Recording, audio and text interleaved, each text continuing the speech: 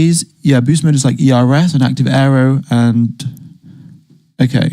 Where is mom mode? Yeah, where's mom mode gone, guys? They have corner mode, so that's more downforce. That's just your normal sort of downforce setting. You've got your speed mode to drop your downforce levels and increase your top speed. Boost mode is more battery, and overtake mode is even more battery.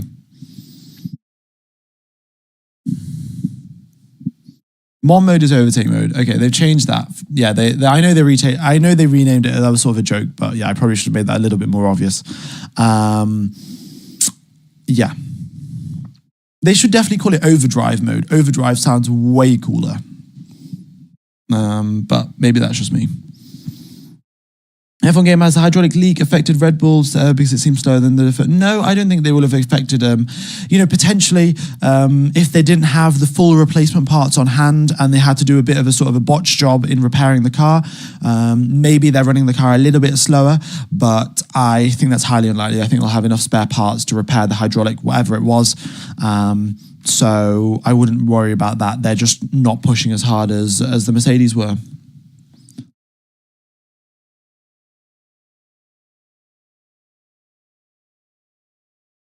Don't you think the boost/overtake thing is unnecessarily complicated? Yeah. I mean, look, me as an F1 commentator, ideally, I should read one news article and it should be super obvious what boost mode is, what overtake mode is, what this straight line speed mode is and the corner mode is, right? 4 different modes. Like, how do you explain that to a new fan?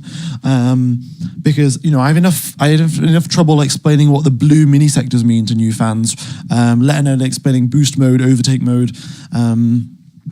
That's why they changed the Pirelli tires. It was hyper soft, then ultra soft, then super soft, then medium, and then hard, and then super hard. That is very, very confusing, and they renamed it to soft, medium, and hard, which makes a lot more sense. So, yeah, adding all of these modes just seems a bit dodgy, to be honest.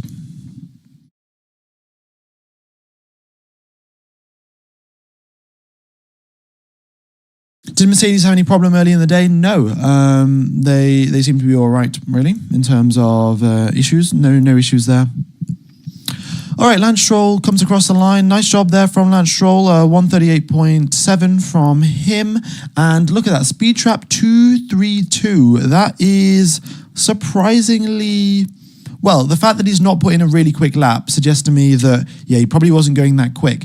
Wait, did I just say that? Yeah. Oh, he's not putting a quick lap, so he's not going quick. But no, his sector 2 time isn't all that quick, and that reflects in the fact that he's in 10th position, not in first or anything like that. So, yeah, I will check what he's doing on his next hot lap and see what his minimum speeds are like and things like that to see, well, is our Aston Martin cooked or not? The thing is, I can't even tell. He could just be driving slowly because he's on the lowest engine mode. He could be deploying 0 battery if that's what the case is.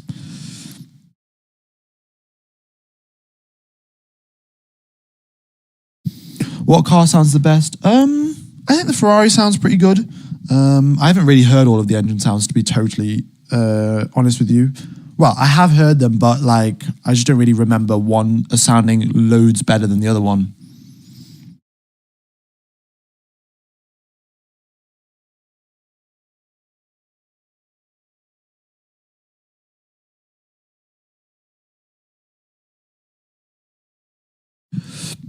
But whatever issue Bottas had, still unable to come out onto the circuit, actually. So still taking him, still taking the Cadillac team either a long time to diagnose the issue and fix it, or if it's a power unit issue, the Ferrari engineers haven't been able to give them a solution yet.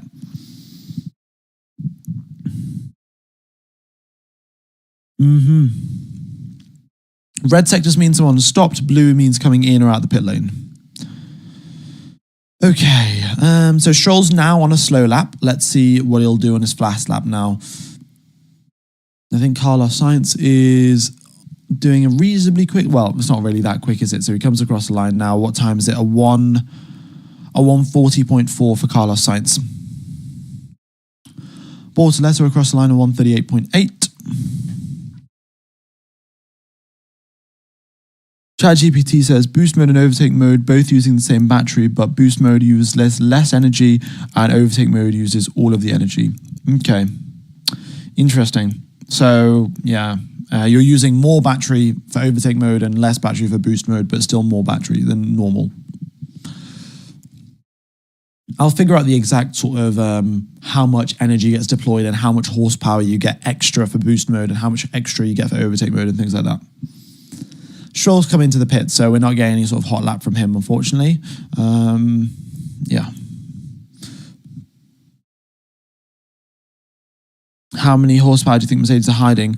I think, it's a tough question really, but I think Mercedes will be hiding approximately 10 horsepower, maybe 10 to 12, because the thing is, I agree that increasing compression ratio will increase your horsepower, but there is the flip side to that is your combustion temperature, the temperature at which all of the fuel explodes at and everything, and the cylinder gets and the piston gets, is way higher, and the forces are also a lot stronger. So you will have to reinforce your cylinder a little bit. You'll have to reinforce your piston a little bit. So that will make the engine block itself a bit heavier if they are going to go up to 18:1 compression ratio. So yes, they may have gained 20 horsepower by just increasing compression ratio, but to make sure the engine works for a long time, they'll probably have to add some more weight. So maybe 10 horsepower overall, but again, pure speculation based off the source being trust me, bro, right? So, don't take this as the truth. I am an engineer. Yeah, I do mechanical engineering, so slightly more trustworthy than most, but again, I'm just sort of half guessing.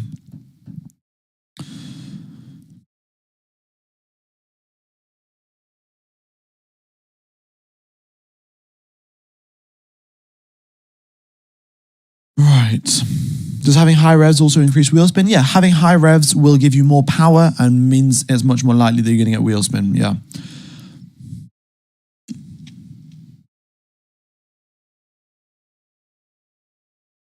So will the Merc engine gain power in the middle of the race and not only in the beginning? Well, as soon as the engine warms up, which will be during the formation lap, because they'll warm the engine up on the formation lap by revving it hard to get the burnouts for the rear tires, and to get all of the coolant up to temperature and things like that. So it makes sense.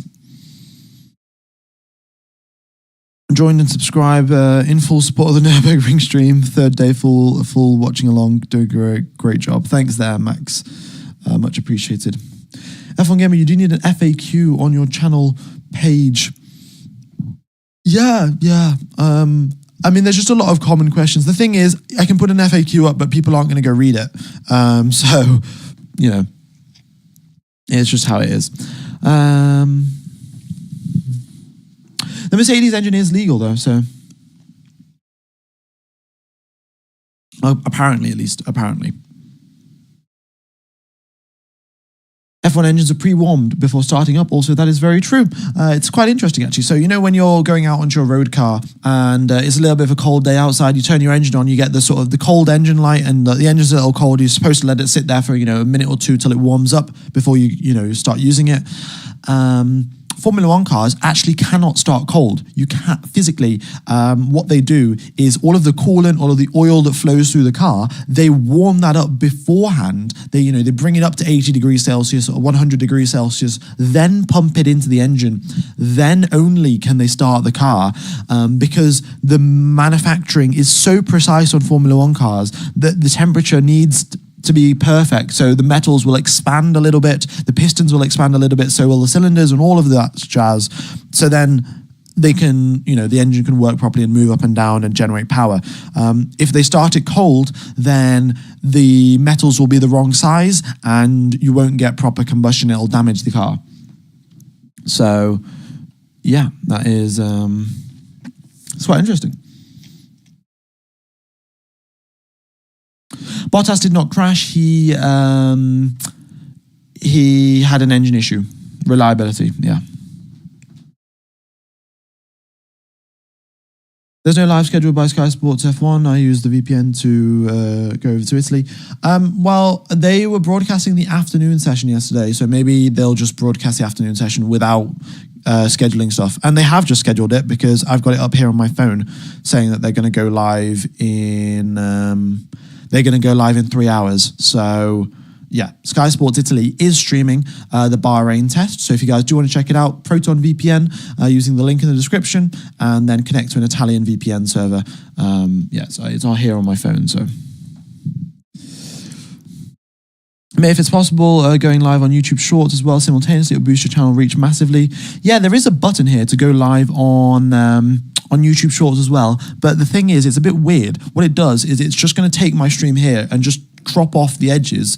So people are only going to be able to see what gear the drivers are in, what speed they're at, and what RPM they are, and they have no idea which driver it is. So it's a little bit weird to just automatically stream to Shorts. But I will. The plan is, if I get enough time to set everything up, will be to stream on Twitch and TikTok and YouTube.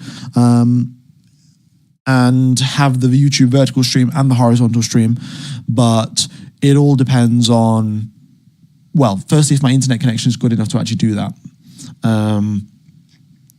And also, you know, the streams have to be good quality. You know, there's no point streaming on TikTok with a really bad quality stream and things like that. So make sure that everyone can see all the numbers and the data and things like that. So news of the Ferrari engine. Well, in the Ferrari engine in the Ferrari car and in the Haas car looks brilliant. In the Cadillac car, still some issues though.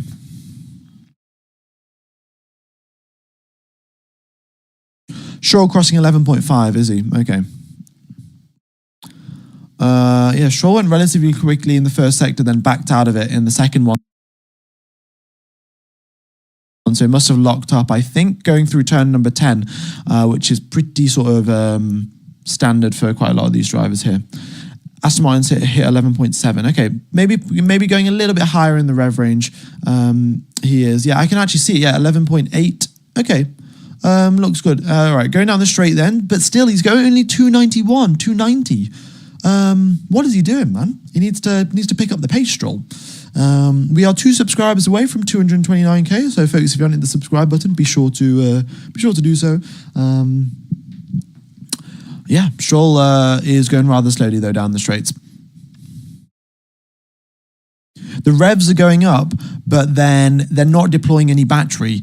So this could be, right, because when you deploy energy from the battery, it also heats up the battery, right? You know, when you're charging your phone and then you're also using it at the same time, it gets really, really hot. It's sort of like that. So I think they might be cooling limited. So the engine can get to 12,000 revs if the battery isn't being deployed, because the engine is generating heat and the battery isn't generating heat. Or the engine can go to 11,000 revs and then they can deploy all the battery because the battery is then generating the heat and the engine isn't. So I think it's sort of like that, where they've got to do a bit of a balancing act between when they're deploying the battery, when they're deploying the engine, or not deploying the engine, but when they're revving the engine hard, because yeah, they've only got a limited amount of cooling and they're a little bit sort of under the limit. So yeah, we've hit 229k, very, very nice. Thanks everyone for subscribing. Yeah, it's a hard braking zone at turn 10, and you need the downforce on the front to not lock up. So, you know, we've seen quite a few drivers lock up through there. And yeah, Stroll again, 2.32 as he goes through turn number 12. So he's done that twice now on 2 hot laps, 2.32. So downforce levels are low, or battery deployment is low because he's not getting the same speed as this competition. Again, now 3.05, 8th gear, 10.5k revs. Before he gets onto the brakes. Okay. What was I going to do? I was going to do something. Oh yeah, increase the number of subscribers for our sub goal to 30k.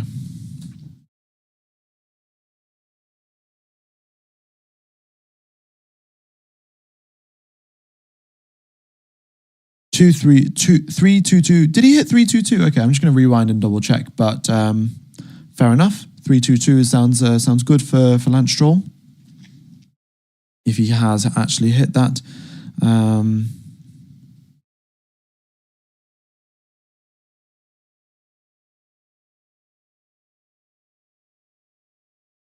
On the previous lap I was watching though, Stroll was only going 305, so let's double check. No, I haven't seen Stroll hit 322, so I don't know, maybe someone else can confirm, but 312, yeah, that seems about right. Okay, again, going through that corner, he's lifting off, yeah, okay. Hey, did you know the Aston's gearbox is the issue, not their engine? It can't handle much torque, plus the car is overheating. Oh, okay. Well, again, thanks for the information, but again, where is this information from? Because making an F1 gearbox doesn't seem that sort of difficult. Again, the thing is, if they've got 1,000 horsepower, it doesn't matter so much that 500 of it's coming from an electric motor and 500 is coming from an internal combustion engine. Yes, the torque values will be different, but making a gearbox is definitely not the most complicated bit of a Formula One car. I'm sure it's complicated, but not the most complicated bit. So we shall see. We shall see. Are the sector times on the bottom left for the driver's fastest laps? Oh, this, the origami has just fallen down. I guess I'll fix that later. Here is the straight line speed. This is the best. So best of Sector 1. Russell is the quickest driver in Sector 1. Hamilton is the second fastest driver in Sector 1. Verstappen is the third fastest driver. And it just happens to be that all three of them are holding the same position. It could be, like Carlos Sainz would go out and set a really good third sector, and then he would go in first position here and everyone else will move down one. But that's just not really happened.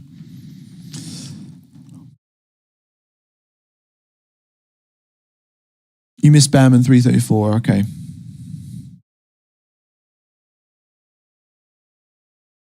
Can someone make it rain to get Stroll to the top? No, Behrman hasn't crashed. What happens is, you can see here, Behrman's second sector time was over 87 seconds. So I think if your middle sector takes longer than potentially 65 seconds, the data thinks that you've crashed, and that's why it says stop. But the drivers are still driving around just super duper slowly, and that's why it says stop there. So I think it might be 65 seconds, maybe 70 seconds, and then it will show a stop. But yeah, it's fine. Colapinto's GPS is broken. Look at this; he's still moving around. You can still see his brakes and his gearbox and things like that. So.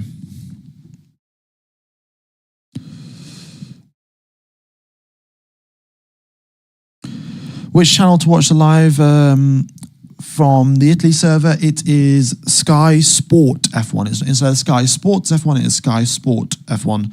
And yeah, it should come up. The title should be in Italian, and you should see it there. Any updates on the Cadillac? Will they be on the track soon? I will double check a few other news sources to see if I can get any information on Cadillac. But as of right now,